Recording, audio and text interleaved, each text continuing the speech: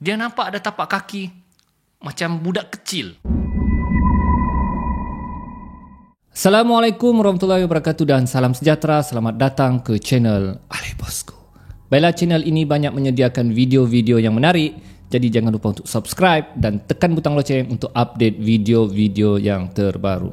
So guys, saya ingin kongsikan satu cerita seram daripada fiction Shasha. Diceritakan seorang perempuan, dia ni baru saja ditugaskan di sebuah restoran besar yang bekerja 24 jam. So, restoran yang beroperasi 24 jam ni dia ada shift. Okey, dipanggil shift pagi dan shift malam. So, dia ditugaskan untuk pertama kalinya dia bertugas pada shift malam. Namun dimaklumkan oleh rakan-rakannya agar berhati-hati ketika bertugas shift malam di restoran tersebut. Pertama kali dia heran kenapa orang takut sangat untuk shift malam ni. Sebab perempuan ni dia jenis yang tidak percaya benda-benda yang mistik, benda-benda yang mengarut ni.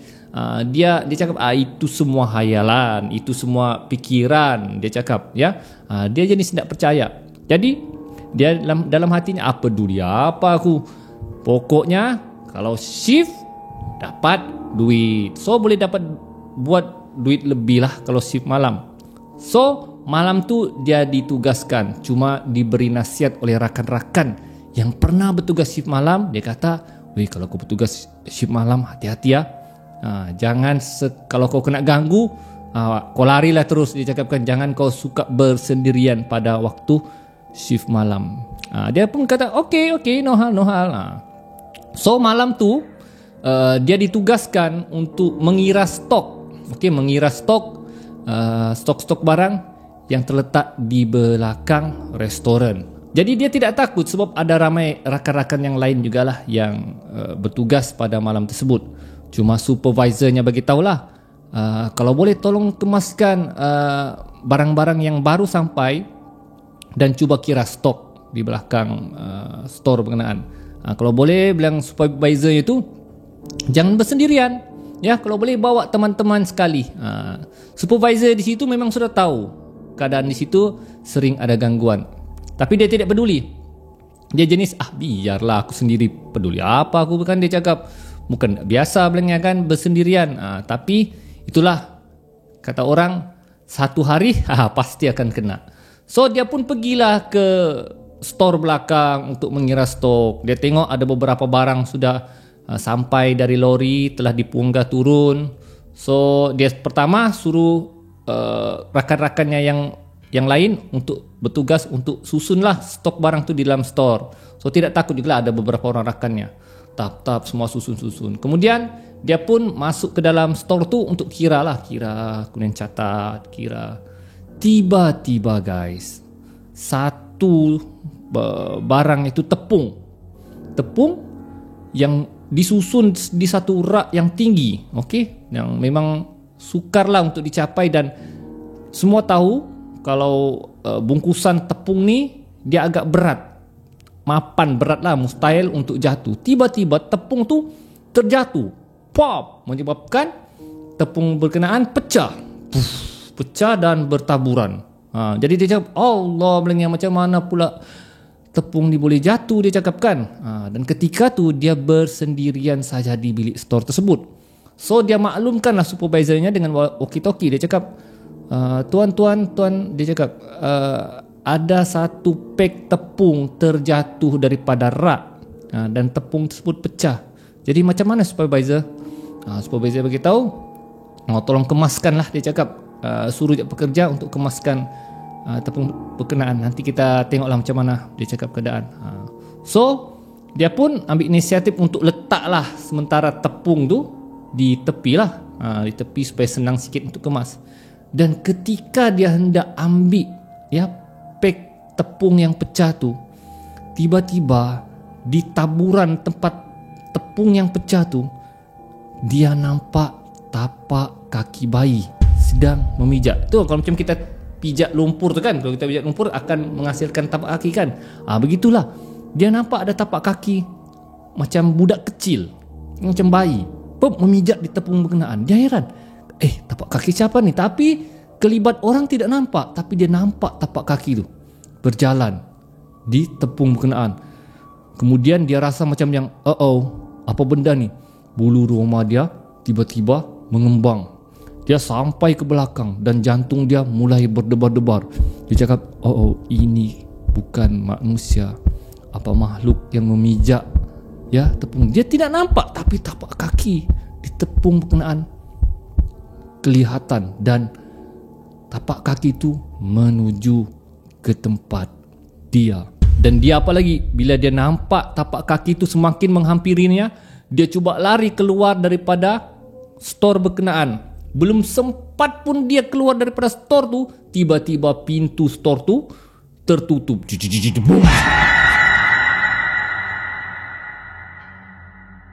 Dan bila dia cuba buka dari dalam, tidak dapat, dan dia berteriak, "Tolong, tolong!" Dan lampu di store berkenaan berklip-klip, hidup-klip gitu kan. Dia makin ketakutan, dan dia rasa seperti ada benda berkenaan betul-betul di tepi telinganya. Apa yang kau takut? Tolong, dia cakap. Dia minta buka cepat-cepat store berkenaan. Apa yang kau takut? Jangan ganggu tempat kami. Dia berteriak lagi. Dia lupa yang dia ada walkie-talkie. Lepas tu dia ambil walkie-talkie, dia teriak, "Supervisor, tolong aku terkurung dalam bilik ni." Dan beberapa orang pekerja cuba membuka store berkenaan, namun tidak dapat dibuka. Dan suara berkenaan semakin lama semakin rapat di telinganya. Tidak perlu kau takut. Dan tiba-tiba dia rasa bahunya dipegang, guys. Dipegang. Dia berteriak sekuat yang boleh, "Jangan ganggu aku, tolong, tolong." Supervisor, tolak kuat. Allahu Akbar. Sampai kedengaran suara Allahu Akbar. Pekerja-pekerja di luar cuba buka pintu berkenaan. Dan bila dibuka, pekerja tersebut, perempuan tersebut terus pingsan. Pingsan. Dan bila dia bangun, dia sudah berada di hospital. Dan dia cuba bertanya kepada rakan-rakannya, apa yang berlaku?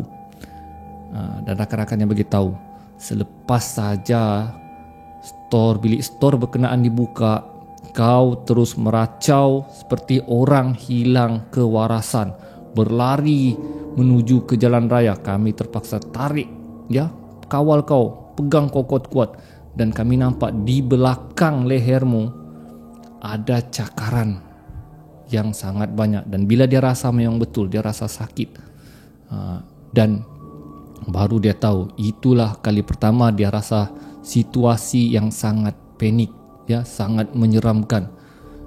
Dan dia heran dari mana cakaran tersebut dia dapat. Dan selepas